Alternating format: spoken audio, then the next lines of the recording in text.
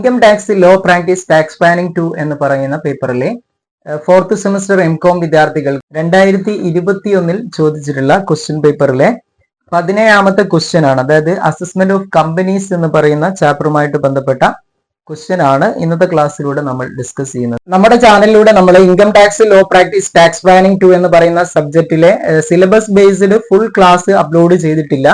അങ്ങനെ അപ്ലോഡ് ചെയ്തിട്ടില്ലെങ്കിലും നമ്മൾ ഓരോ ചാപ്റ്ററുമായിട്ട് ബന്ധപ്പെട്ട പ്രീവിയസ് ഇയർ ക്വസ്റ്റ്യൻസ് ഡിസ്കസ് ചെയ്യാറുണ്ട്. അങ്ങനെ ഡിസ്കസ് ചെയ്യുന്നത് വെച്ചാൽ നമ്മൾ ഓരോ വർഷവും ഇങ്ങനെ ക്ലാസ്സുകൾ അപ്ഡേറ്റ് ചെയ്യേണ്ടതായിട്ട് വരും. നമ്മളെ ടാക്സ് റേറ്റുകൾ കാര്യങ്ങളൊക്കെ മാറുന്നതുകൊണ്ട്. അപ്പൊ അതുകൊണ്ടാണ് നമ്മൾ സിലബസ് ബേസ്ഡ് അപ്ലോഡ് ചെയ്യാൻ താല്പര്യപ്പെടാത്തത്. ഓരോ ചാപ്റ്ററിന്റെയും നമ്മൾ പ്രീവിയസ് ഇയർ ക്വസ്റ്റ്യൻ വെച്ചുകൊണ്ട് വർക്ക്ഔട്ട് ചെയ്യുന്നുണ്ട്. അപ്പൊ ആ ക്വസ്റ്റ്യൻസ് നിങ്ങൾ വർക്ക്ഔട്ട് ചെയ്ത് പഠിച്ചാൽ തന്നെ നിങ്ങൾക്ക് പരീക്ഷയ്ക്ക് പാസ്സാവേണ്ട മാർക്കുകൾ കൂടുതൽ ലഭിക്കുന്നതാണ്.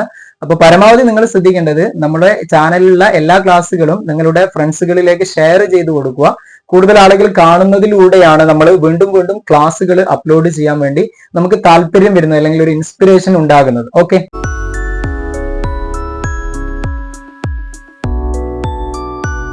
Suhas Company Limited is a widely held domestic company. The following are the particulars of its income in respect of the previous year 2018-19. Income from business 1 crore 10 lakh. Interest from government securities 20,000. Short-term capital gain under section 111A 30,000. Long-term capital gain 66,000. Dividend from domestic company 20,000. Dividend from foreign company 20,000.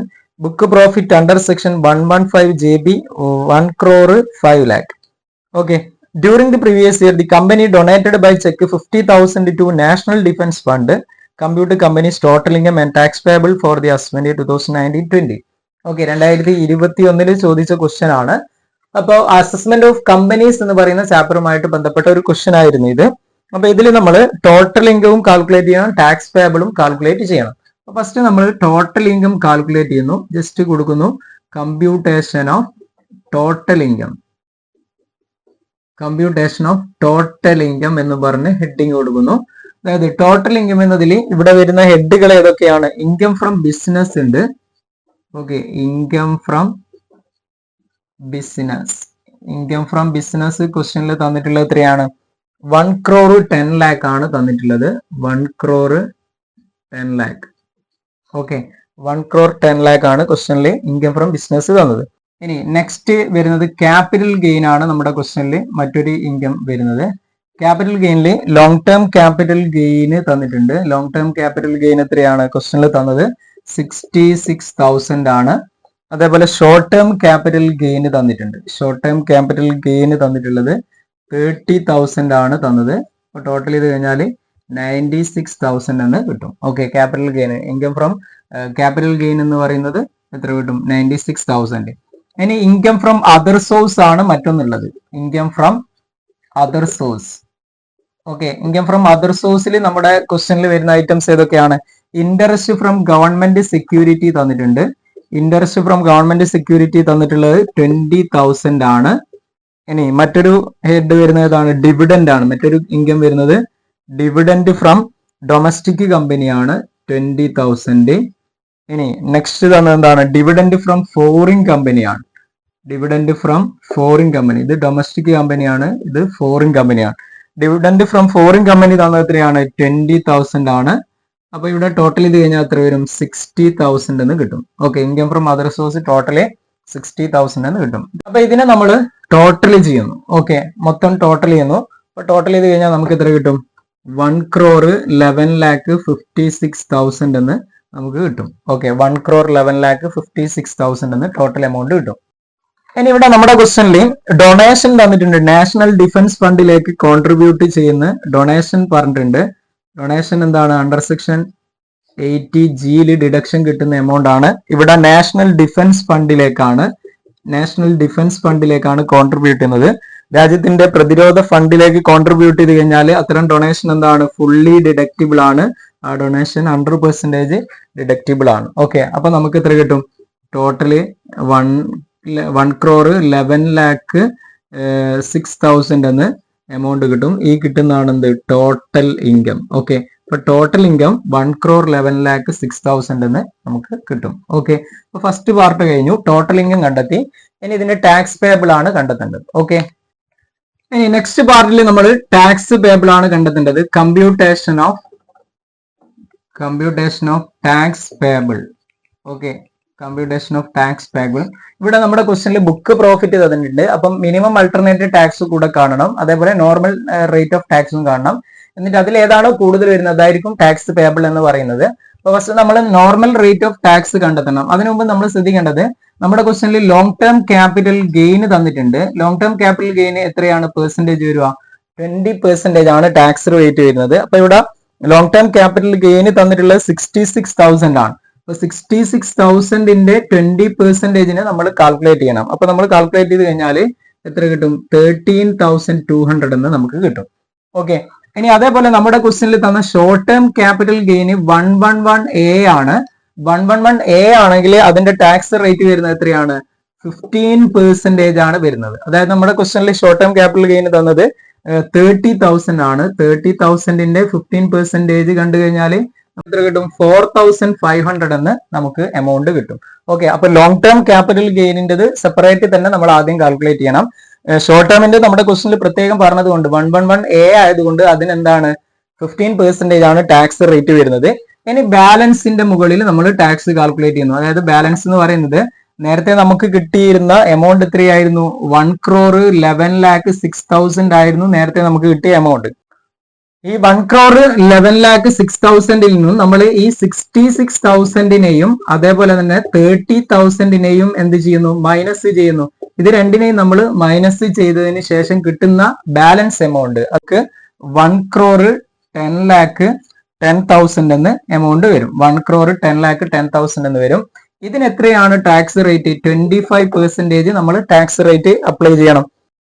25% കണ്ടു കഴിഞ്ഞാൽ നമുക്ക് 27,52,500 എന്ന് നമുക്ക് കിട്ടും. Okay, അപ്പൊ അതിന്റെ 25% കൂടെ കാണുന്നു. ഇനി ഇതിനൊക്കെ നമ്മൾ ടോട്ടൽ ചെയ്യുന്നു. 27,70,200 എന്ന് നമുക്ക് എമൗണ്ട് കിട്ടും.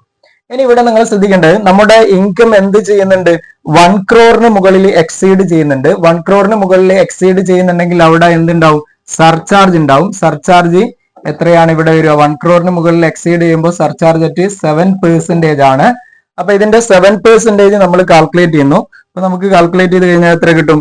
1,93,914 എന്ന് കിട്ടും. അപ്പൊ ഈ സർചാർജിനെ നമ്മൾ ആഡ് ചെയ്യുന്നു. അപ്പോ 29,64,114 എന്ന് നമുക്ക് കിട്ടും. 29,64,114 എന്ന് കിട്ടും. ഇനി ഇതിന്റെ കൂടെ നമ്മൾ HEC ആഡ് ചെയ്യുന്നു. ഹെൽത്ത് ആൻഡ് എഡ്യൂക്കേഷൻ സെസ്സിനെ ആഡ് ചെയ്യുന്നു. എത്രയാണ്? 4%. അതായത് ഈ 29,64,114ന്റെ എത്ര കാൽക്കുലേറ്റ് ചെയ്യുന്നു? 4% കാൽക്കുലേറ്റ് ചെയ്യുന്നു. അപ്പൊ നമുക്ക് എത്ര കിട്ടും?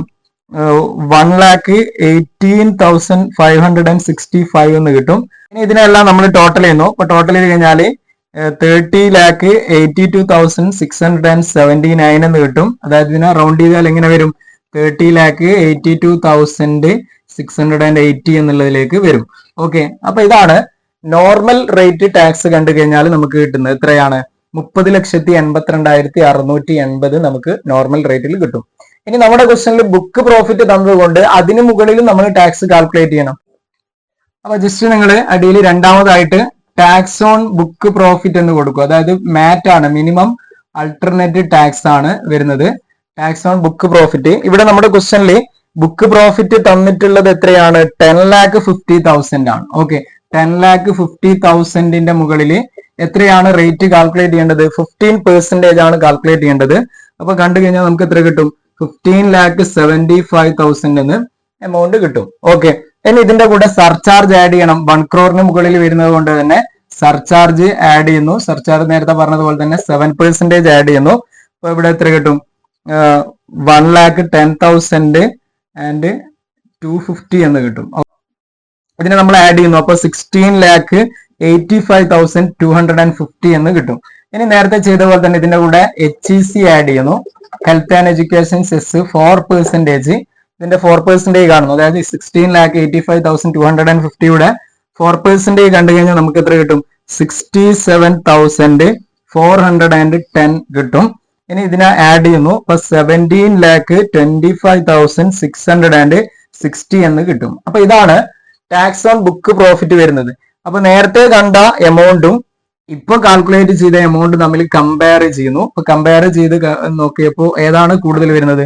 നോർമൽ ടാക്സ് ആണ്. അപ്പൊ ജസ്റ്റ് നിങ്ങൾ അടിയിൽ കൊടുക്കുക, tax payable is equal to എന്താണ്? 30,82,680 ആണ്. അപ്പൊ ഇതാണ് ടാക്സ് കൊടുക്കേണ്ടത്. അതാണ് കൂടുതൽ വരുന്നത്. അപ്പൊ ആ കൂടുതൽ വരുന്ന എമൗണ്ട് ആണ് ടാക്സ് കൊടുക്കേണ്ടത്. ഓക്കെ അല്ലെ? അപ്പൊ ഇത്തരത്തിലാണ് ഇതിനെ വർക്ക്ഔട്ട് ചെയ്യേണ്ടത്. നേരത്തെ നമ്മൾ 2024 2023 ചോദിച്ച ഈ ഒരു അസസ്മെന്റ് ഓഫ് കമ്പനീസ് എന്ന് പറയുന്ന പാർട്ടുമായിട്ട് ബന്ധപ്പെട്ട 2 ക്വസ്റ്റ്യൻസ് ഡിസ്കസ് ചെയ്തിട്ടുണ്ട്. അതിന്റെ ലിങ്ക് ഞാൻ ഡിസ്ക്രിപ്ഷൻ ബോക്സിൽ കൊടുക്കാം, അതുകൂടെ വാച്ച് ചെയ്യുക. അതോടൊപ്പം നിങ്ങളുടെ കൂട്ടുകാർക്ക് ഈ ഒരു ക്ലാസ് അയച്ചു കൊടുക്കുക. കൂടുതൽ ആളുകൾ കാണുന്നതിനനുസരിച്ചാണ് നമ്മൾ കൂടുതൽ ക്ലാസ്സുകൾ ഈ ചാനലിലൂടെ അപ്ലോഡ് ചെയ്യുക. അപ്പോൾ എല്ലാവരും ഷെയർ ചെയ്യുക. നല്ല രീതിയിൽ ഇത് ചെയ്ത് വർക്ക്ഔട്ട് ചെയ്ത് പഠിക്കുക. ഇനിയും ഈ ചാപ്റ്ററുമായിട്ട് ബന്ധപ്പെട്ട ക്വസ്റ്റ്യൻ നെക്സ്റ്റ് ക്ലാസ്സുകളിൽ നമുക്ക് ഡിസ്കസ് ചെയ്യാം. ഓക്കെ.